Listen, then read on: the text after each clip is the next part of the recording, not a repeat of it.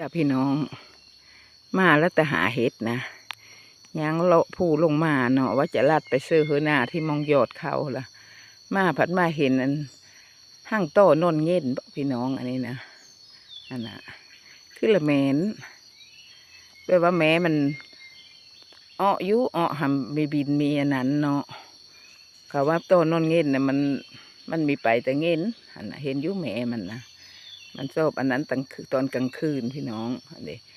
กระถ่ายภาพก็ไม่ได้ไก่เด้ยายให้ก็ออมกะทางนี้ก็ไม่รู้ปะเลยเนาะจักก็เลยเป็นโตนนเงินจักก็เลยเป็นโตหูสือ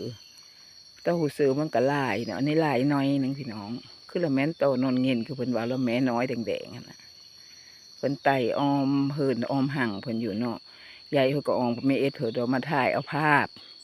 คือพี่น้องเบิ่งโตก็มันหลายๆชนิดคือเพิ่นว่าแล้วเนาะอันนี้คือละแม่นโตนนเงินคันโตหูซื้อมันก็จะลายเนาะพี่น้อง